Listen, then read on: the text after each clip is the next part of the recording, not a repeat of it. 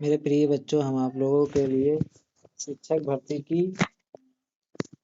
लिए कुछ महत्वपूर्ण प्रश्नोत्तरी लेकर के आए हैं जो आपकी परीक्षाओं के लिए उपयोगी होगी।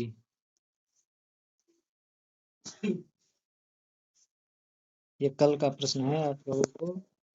हमारे पास सांस्कृतिक विविधता कैसे है? पहला ऑप्शन, भिन्न पृष्ठभूमि से प्रतिक्रिया देकर और स्वयं को अलग तरह से विकसित करके, शैक्षिक भिन्नता के कारण अलग व्यवहार करके, या भौगोलिक स्थिति, धार्मिक मान्यताओं और जीवन शैली का परिणाम है। आर्थिक ज्ञान और वित्तीय मामलों में निर्णय लेने के आधार पर। इसका आंसर क्या होगा?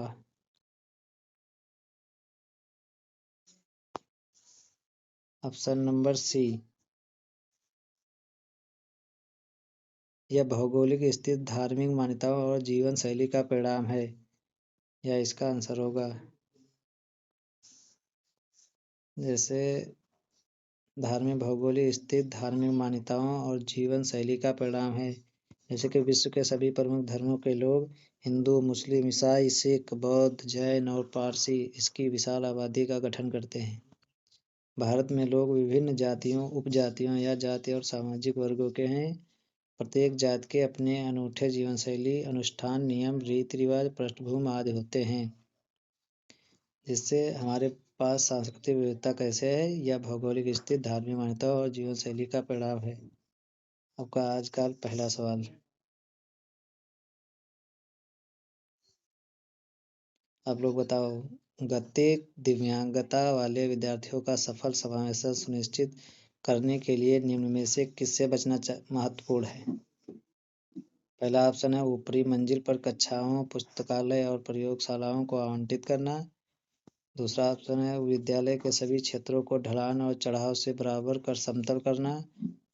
विद्यालय की आवश्यकताओं के अनुसार अनुकूल करना। बैठने की व्यवस्था में उचित समायोजन करना।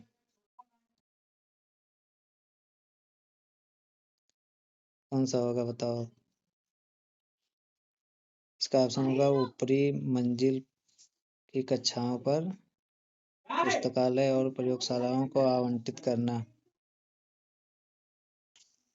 ऊपरी मंजिल पर कक्षाओं, पुस्तकालय और प्रयोगशालाओं को आवंटित करना, क्योंकि इसमें जो गतिक दिव्यांगत वाले विद्यार्थी हैं वो आसानी से चढ़ नहीं सकते हैं। और इसमें ये सही है, विद्यालय के सभी क्षेत्रों को ढलान और चढ़ाव से बराबर कर समतल करना होगा। विद्यार्थियों की आवश्यकता के अनुसार अनुकूल करना होगा।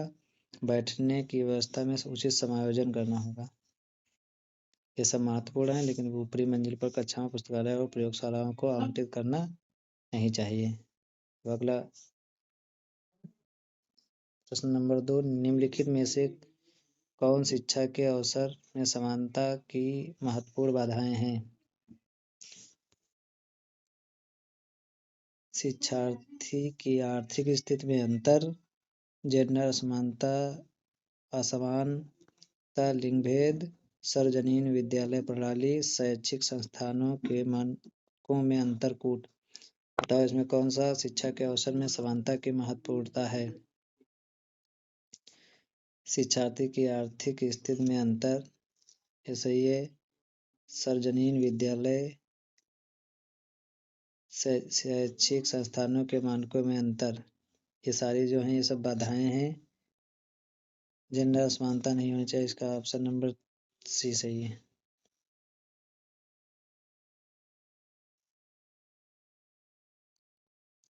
जैसे सार्वजनिक विद्यालय वह विद्यालय होता है जिसके जैसे कि शिक्षा के अवसर में समानता में बाधा उत्पन्न नहीं करता है, बल्कि उसको प्रोत्साहित करता है। जो सार्वजनिक विद्यालय होता है वो प्रणाली, वो शिक्षा अवसर में समानता में बाधा उत्पन्न नहीं करता है, बल्कि उसको प्रोत्साहित करता है।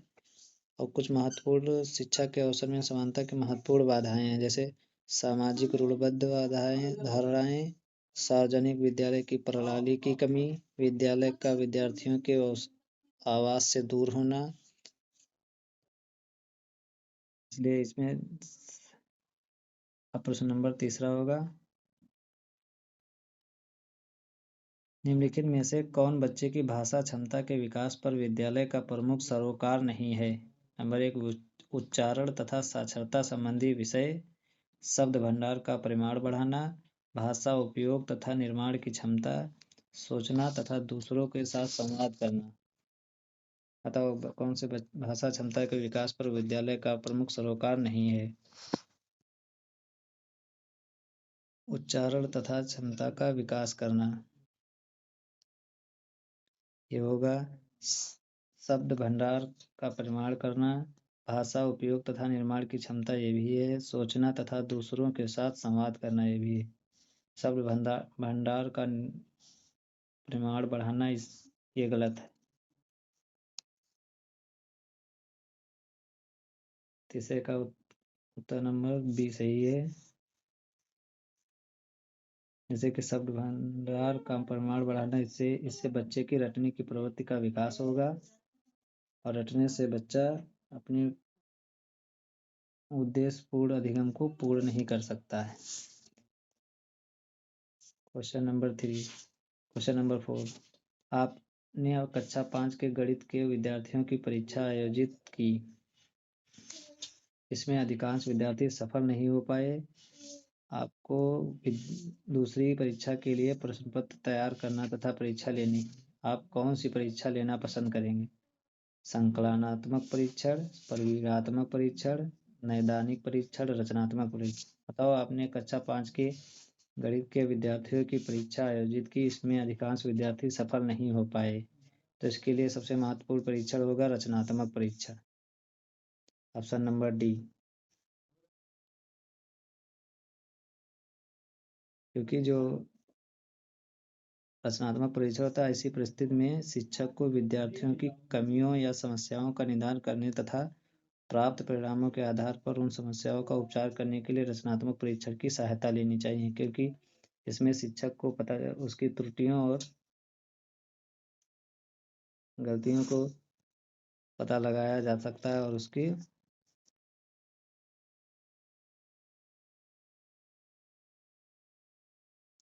और असफल विद्यार्थियों की अगली परीक्षा के लिए पेपर तैयार कर सकते हैं।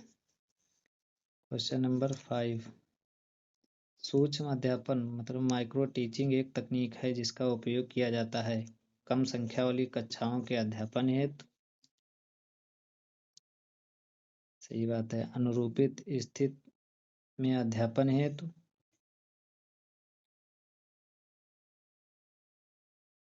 विशिष्ट अध्यापन कौशल में शिक्षक की तैयारी हेतु, कठिन अवधारणाओं के अध्यापन हेतु। सूक्ष्म अध्यापन एक तकनीक है जिसका उपयोग किया जाता है विशिष्ट अध्यापन कौशल में शिक्षक की तैयारी हेतु। जैसे कि माइक्रो टीचिंग क्या होता है? इस तकनीक का प्रयोग शिक्षक शिक्षा एवं प्रशिक्षण के लिए किया जाता है। इसका प्रयोग कम संख्या वाली कक्षाओं के अध्यापन हेतु होता है। इसमें माइक्रो टीचिंग में अनुरूपित स्थिति में अध्यापन होते हैं कठिन अवधारणाओं के अध्यापन हेतु। इसमें से पूर्व सेवा तथा सेवारत शिक्षकों के प्रशिक्षण के लिए होता है माइक्रो टीचिंग। इसमें कालांश का समय सामान्यतः 6 मिनट का होता है और इसमें माइक्रो टीचिंग में एक समय में एक ही कौशल का विकास किया जाता है। कक्षा का आकार छोटा होता है जिसमें 5 से 10 छात्राध्यापक होते हैं। इसमें शिक्षक की शिक्षा के तुरंत बाद पृष्ठपोषण प्राप्त होता है और पृष्ठपोषण क्या होता है? इसमें शिक्षक को उसकी कमियों, गलतियों और त्रुटियों से अवगत कराया जाता है जिससे वो अगली बार शिक्षण कराते समय उनको दूर कर सके और शिक्षार्थियों को अच्छे से विषययुक्त पाठ पढ़ा सके। क्वेश्चन नंबर 6, कोई शिक्षक बहुत प्रभावी हो सकता है यदि। कोई शिक्षक का प्रभावी हो सकता है यदि वह अच्छी शिक्षण सहायक सामग्री का उपयोग करे, वह विद्यार्थियों की प्रश्न पूछने में सहायता करे, वह विद्यार्थियों को प्रवीणता ग्रहण करने में सहायता करे, उसके विद्यार्थी उच्च अंक प्राप्त करे। ये तो बिल्कुल गलत होगा। वह अच्छी, इसमें से तीनों में से कौन सा सबसे ज़्यादा सही है? वह अच्छी शिक्षण सहायक सामग्री का उपयोग करे, वह इसमें ये ऑप्शन नंबर सी सही होगा। वह विद्यार्थियों को प्रवीणता ग्रहण करने में सहायता करे, यानी कि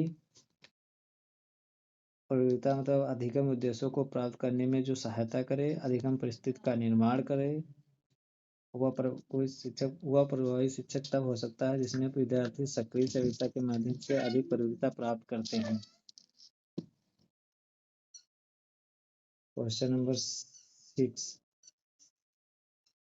7, आरंभ के प्राथमिक वर्षों अर्थात कक्षा 4 तक गणित के अधिगम हेतु किस प्रकार के प्रयास किए जाने की आवश्यकता है।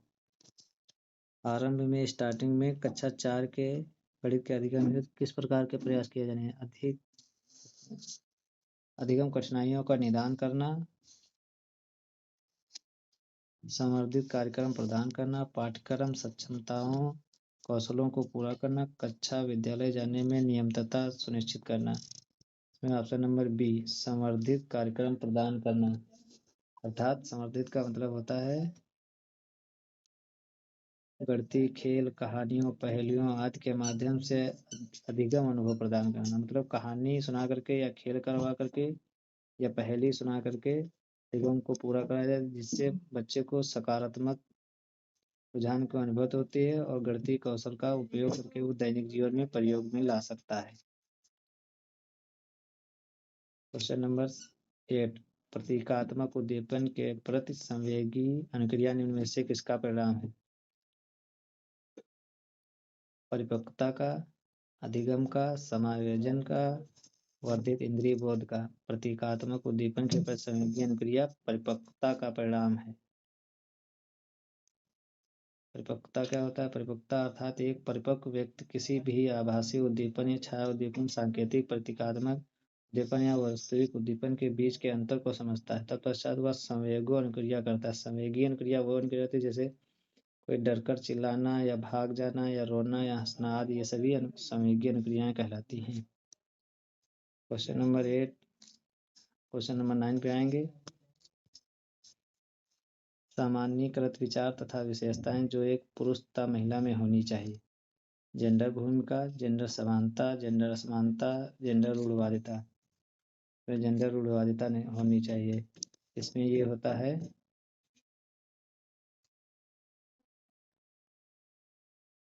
तो किस प्रश्न पे थे, लास्ट वाले पे।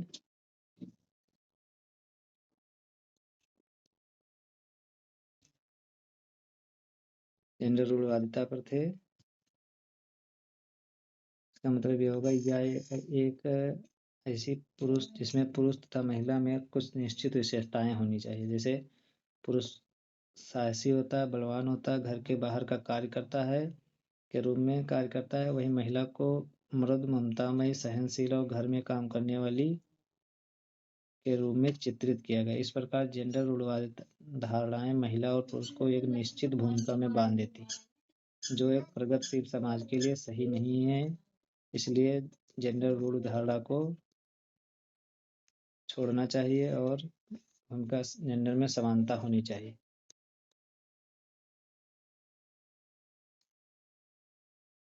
लास्ट क्वेश्चन है, समस्या समाधान के द्वारा अध्यापन में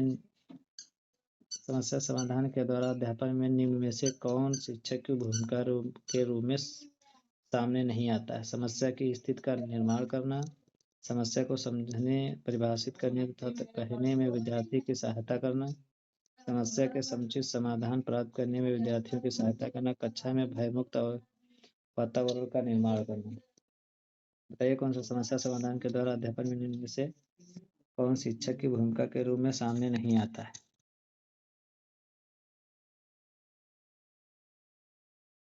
समस्या समाधान के द्वारा अध्यापन में निम्न में से कौन शिक्षक की भूमिका के रूप में सामने नहीं आता है। वो है समस्या की स्थिति का निर्माण करना, क्योंकि समस्या समाधान के लिए निर्माण करेगा तो समस्या का समाधान होगा। जैसे समस्या समाधान में समस्या को समझने, परिभाषित करने तथा कहने में विद्यार्थी की सहायता करना शिक्षक का कार्य होता है।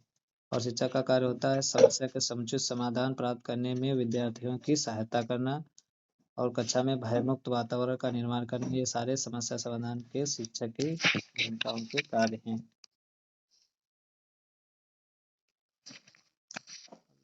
अब आप लोगों का कल का प्रश्न है, एक बच्चा अपनी मनपसंद किताब लेता है, वह प्रायः चित्रों का सुराग के रूप में उपयोग कर सकता है।